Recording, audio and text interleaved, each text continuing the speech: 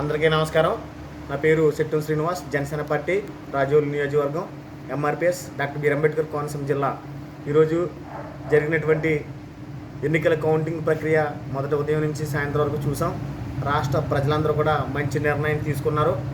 ఈరోజు జగన్మోహన్ రెడ్డి గారు వైఎస్ఆర్ కాంగ్రెస్ పార్టీకి తగిన బుద్ధి చెప్పారు. రాష్ట్ర ప్రజలు తనని నమ్మి ఒక్క ఛాన్స్ అని అడిగి మరి అందరి ప్రజలకి ముద్దులు పెట్టి మరి ఒక్క ఛాన్స్ ఇవ్వండి, నేను ముఖ్యమంత్రి అవుతాను అని చెప్పేసి ప్రజలందరిని నమ్మించి మోసం చేసి ముఖ్యమంత్రి అయిన తర్వాత 151 సీట్లు వస్తే ఆయన మొదటగా గెలిచిన తర్వాత ప్రజావేదికతో కూలగొడుతూ ఈ రాష్ట్రాన్ని సర్వనాశనం చేసాడు. ఆయన రాజధాని కట్టకుండా, పోలవరం కట్టకుండా, అభివృద్ధి లేకుండా, కంపెనీలు రాకుండా, ఇన్ఫ్రాస్ట్రక్చర్ డెవలప్మెంట్ చేయకుండా, ₹1 ఆదాయం సృష్టించకుండా నాసిరకం మద్యం మరి ద్వారా లబ్ధి పొంది ఆ ఆదాయాన్ని పెంచుకుంటూ, అలాగే ఇంటి పన్నులు, కరెంటు బిల్లులు, భూమికి సంబంధించిన మరి దస్తావేజుల పన్నులు ఈ పెంచుకుంటూ పోయి మరి రాష్ట్ర ప్రజల్ని అనేక ఇబ్బందులు గురి చేశారు.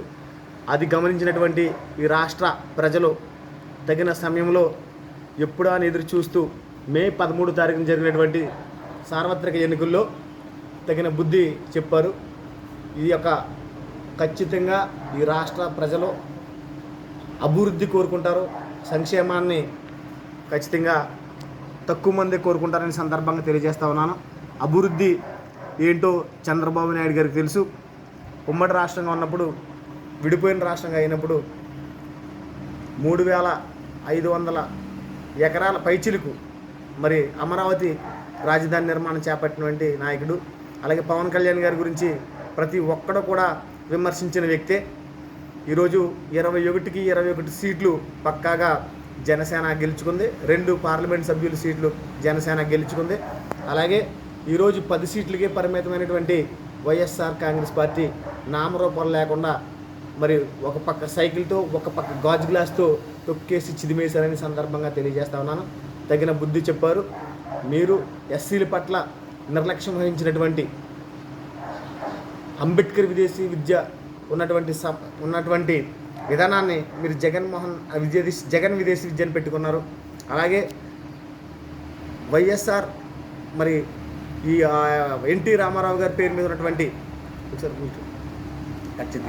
ఎన్టీఆర్ యూనివర్సిటీని వైఎస్ఆర్ యూనివర్సిటీగా మీరు నామకరణం చేసుకుని మీ యొక్క అత్యుత్సాహంతో మరి మీరు చంద్రబాబు నాయుడు గారు ఏవైతే నిర్మించారో, స్థాపించారో అవన్నీ కూడా మీరు కక్షపూరితంగా వాటిని అనగదొక్కడానికి మాత్రమే మీ తెలివిని, మీ తెలివితేటలను ఉపయోగించారు తప్ప ఈ రాష్ట్ర అభివృద్ధి కోసం కానీ, రాష్ట్ర ఆదాయం కోసం కానీ, రాష్ట్ర వనరుల కోసం కానీ మీకు ఏమి కూడా ఆలోచించలేదు. మీరు 151 మంది ఎమ్మెల్యేలు ఉన్నా కూడా చేతకాని ముఖ్యమంత్రిగా మీరు చరిత్రలో మిగిలిపోయారు. ఖచ్చితంగా ప్రజలు సరైన బుద్ధి చెప్పారని మేము అనుకుంటా ఉన్నాం. అందరికీ మరి ఈరోజు ఈ యొక్క కన్నుల పండుగగా ఉంది.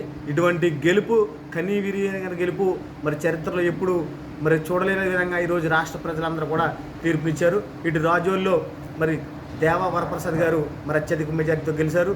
అంతకుముందు 2019లో జనసేన పార్టీ నమ్మి బీఫామ్ ఇచ్చి రాష్ట్రంలో ఎక్కడ గెలకపోయినా రాపక వరప్రసాద్ గారిని గెలిచిన తర్వాత ఆయన అవహేళన చేస్తూ మరి పార్టీని మరి ఆయన వీడి వైఎస్ఆర్ కాంగ్రెస్ పార్టీకి సపోర్ట్ చేస్తూ ఆయన జీవనం కొనసాగిస్తున్న సమయంలో ఈ 5 సంవత్సరాల్లో ఆయనకి 2024 ఈ రోజుతో రాజకీయ జీవితం సమాధిగా పోయింది. అలాగే గొల్లపల్లి సూర్యరావు గారు 5 సంవత్సరాలు ఎమ్మెల్యేగా ఉంటూ, 5 సంవత్సరాలు ప్రతిపక్ష నేతగా ఉంటూ, రాష్ట్ర తెలుగుదేశం పార్టీ ఉపాధ్యక్షుడిగా ఉంటూ మరి 5 సంవత్సరాలు ఆయన అనుభవించిన పదవి మరి త్రుటిలో మరి ఆయన కాలుతో తన్నుకుని వైఎస్ఆర్ కాంగ్రెస్ పార్టీలోకి వెళ్ళి టికెట్ తెచ్చుకుని ఎమ్మెల్యేగా పోటీ చేసి ఈరోజు ఆయన ఓడిపోయి ఆయన రాజకీయ జీవితాన్ని సమాధి చేసుకున్నారు. అలాగే బొంతు రాజశేఖర గారు కూడా అదే విషయం. ఇక్కడ వాళ్ళ పోతే వీళ్ళు పోతే వాళ్ళు ఎమ్మెల్యేలుగా ఉండాలనే ఉద్దేశం తప్ప డాక్టర్ బిఆర్ అంబేద్కర్ రాసిన రాజ్యాంగం మీ ముగ్గురికే కాదు, ఇంకా ఎంతోమంది ఎస్సీ నాయకులు, మేధావులు, విద్యావంతులు ఉన్నారు.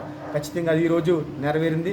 మన దేవా వరప్రసాద్ గారు అత్యధిక మెజార్టీతో గెలుస్తూ రాజోలు నియోజకవర్గంలో ఏవైతే సమస్యలు ఉన్నాయని రికార్డెడ్గా చేసుకున్నారు. ఖచ్చితంగా గెలిచిన తర్వాత ఆ యొక్క కార్యాచరణ అంతా మరి ప్రజల్లోకి వెళ్ళి పనిచేసే విధంగా ప్రభుత్వం ప్రజలకు ఏ పని చేయాలో పనులన్నీ కూడా ఆయన చేయడానికి సిద్ధంగా ఉన్నారని సందర్భంగా తెలియజేస్తూ ఈ ప్రజా తీర్పుని గౌరవిస్తూ ఉన్నాం. ఖచ్చితంగా ఈ రాష్ట్ర అభివృద్ధి కోసం, అదేవిధంగా ఈ రాష్ట్రం ఉన్నటువంటి బడుగు బలహీన వర్గాల రక్షణ కోసం రాబోయే ప్రభుత్వంలో మా పాత్ర మా భాగస్వామ్యం కూడా ఉంటుందని సందర్భంగా తెలియజేస్తా ఉన్నాం.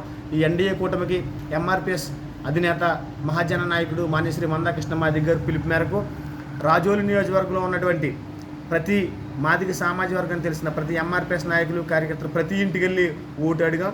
ప్రతి ఒక్కరు కూడా సానుకూలంగా స్పందించారు. నాతో పాటు మరి నడిచినటువంటి మిత్రులు మరి ఎంఆర్పిఎస్ నాయకులు, అలాగే మహాజన సోషలిస్ట్ పార్టీ జిల్లా ఉపాధ్యక్షులు ఆకుమర్తి భాస్కర్ గారు, అలాగే నూటుకూరు సత్యనారాయణ గారు జిల్లా అధికార ప్రతినిధి, అలాగే బొంతు సుధాకర్ గారు జనసేన నాయకులు ఏదరాడ గ్రామ శాఖ, అలాగే నాతో పాటు ఎంతోమంది మరి పొన్నమండ గ్రామం నుంచి, అలాగే పెదపూడి సీని గారు, మా ముస్కుడి యేసరత్నం గారు గొల్లపాలెం గ్రామం నుంచి, నాతో పాటు అనేక మంది యువకులు పెద్దలు ప్రతి ఒక్కరు కూడా ప్రతి ఇంటికి నడిచి ఓటును అభ్యర్థించడం జరిగింది. మీ అందరూ చూశారు.